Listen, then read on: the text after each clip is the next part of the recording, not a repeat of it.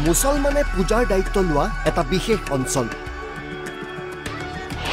অঞ্চলটোত ৭০,০০০ মুছলমানৰ বিপৰীতে বাস কৰে ৫০০ হিন্দু লোকে। বৰ বেছি হলে ৫০০ মান হিন্দু মানুহ আছে আৰু গোটেই এলেকাটোত নহলেও ৭০,০০০ মান মুছলিম মানুহ আছে। আপোনালোকে জানি আচৰিত হ'ব গৰৈমাৰী বজাৰত এইটো দুৰ্গা মন্দিৰ। দুৰ্গা মন্দিৰ কাষতেই কিন্তু আমাৰ মছজিদখন।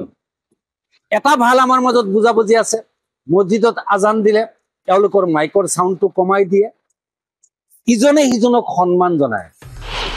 হিন্দু মানুহৰ ৰক্ষণাবেক্ষণ দিয়ে মুছলমান লোকে। গৰৈমাৰী মুছলিম মানুহে গৌৰৱ কৰি ক'ব পাৰে যে ইয়াত থকা হিন্দু মানুহৰ ৰক্ষণাবেক্ষণৰ দায়িত্ব গৰৈমাৰী অঞ্চলত থকা মুছলমান মানুহবিলাকৰ দায়িত্ব আৰু কৰ্তব্য। মুছলমানৰ সহযোগত হিন্দুৱে পাতিছে দুৰ্গা পূজা। আনিছে, তেওঁলোকে মাতিছে, আমি আহিছো।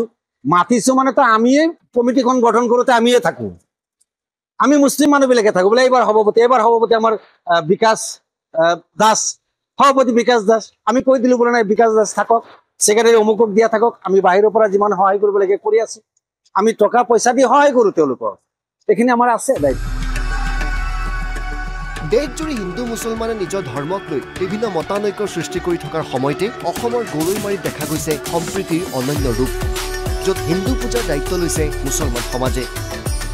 বিগত ৭০ বছৰ ধৰি দক্ষিণ কামৰূপৰ গৰৈমাৰী বাৰোৱাৰী দুৰ্গা পূজাত সহায় সহযোগিতা আগবঢ়াই আহিছে মুছলমানসকলে।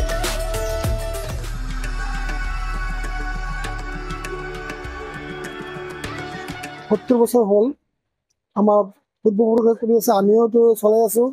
কিন্তু আমাৰ ইয়াতে যদি আমাৰ হিন্দু মানুহ যথেষ্ট কম, তথাপিও আমি মুছলিম মানুহৰ পৰা বিভিন্ন ধৰণৰ সহায় সহানুভূতি আৰু তেখেতে আগভাগ লৈ আমাৰ পূজাটো আমাক চলাই দিয়ে। কোনো অসুবিধা নাই। আমাৰ পূৰ্ণ পৰ্যায়ৰ সহায়ক যেতিয়া আমি সাংস্কৃতিক সন্ধিয়া পাতো, তেখেতসকলে আহে, অডিয়েঞ্চ তেখেতসকল বেছি হয় আৰু পৰিচালনা তেখেতসকলে কৰে। আমিও তেখেতৰ লগত আগভাগ লৈ সাংস্কৃতিক সন্ধিয়াটো আমি চলাই লওঁ। মুছলমান মানুহে আমাক সহায় কৰে বিচৰণৰ সময়তে। আমাৰ যিহেতু মানে সিহঁতে লগে ভাগে থাকি আইন শৃংখলা বজাই ৰখাৰ কাৰণে সিহঁতে ল'ৰা ছোৱালী আমাক সহায় কৰে। আমাৰ মাজত মিলা প্ৰীতিৰে ৰৈ আছে। আমাৰ মছজিদৰ কাষেৰে যাওঁতে হিন্দুসকলেও অলপ হ'লেও তেওঁলোকে মূৰটো নত কৰি গুচি যায়। ধৰ্মক চাই কোনেও ভয় নকৰে, চবেই ধৰ্মক চাই ভয় কৰে। আৰু ধৰ্মটো এইটোৱে, যিটো সত্য সেইটোৱে হ'ল ধৰ্ম। ইয়াত মানৱ ধৰ্মটো বেছিকে চলে। আপোনালোকে গোটেই অসমতে এই কথাটো ক'ব পাৰে যে গৰৈমাৰী মানুহে বেছি কয় নেকি, গৰৈমাৰী মুছলিম মানুহে বেছি কয় নেকি? নহয়, গৰৈমাৰী মুছলিম মানুহে গৌৰৱ কৰি ক'ব পাৰে যে ইয়াত থকা হিন্দু মানুহৰ ৰক্ষণাবেক্ষণৰ দায়িত্ব গৰৈমাৰী অঞ্চলত থকা মুছলমান মানুহবিলাকৰ দায়িত্ব।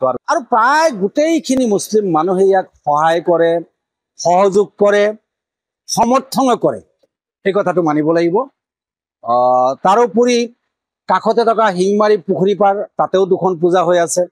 গৰৈমাৰী বজাৰৰ এইটো হ'ল বাৰোৱাৰী দুৰ্গা পূজা। কাষতে সূত্ৰধৰ পাৰাত এখন পূজা হয় আৰু ব্যক্তিগতভাৱে আন এখন পূজাও আমাৰ গৌতম চাহাৰ ঘৰত হয়। গোটেইখিনি পূজাত আমাৰ মানুহখিনিয়ে সহায় কৰে, সহযোগ কৰে। এইটোত কোনোবাই কিবা ক'ব পাৰে যে গৰৈমাৰী মানে মাইনৰিটি এলেকাত পূজাটো কেনেকুৱা হ'ব, পূজাত মানুহে কি কৰে। আমিতো এতিয়াও পহৰা দিওঁ গৰৈমাৰী দুৰ্গা।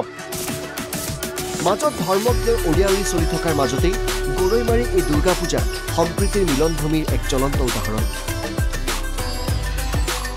তেওঁলোকৰ এই সম্প্ৰীতি চিৰদিন অটুট থাকক, আমিও জনালো শুভেচ্ছা। সোণতলীৰ পৰা নয়ন আলী, ND নিউজ।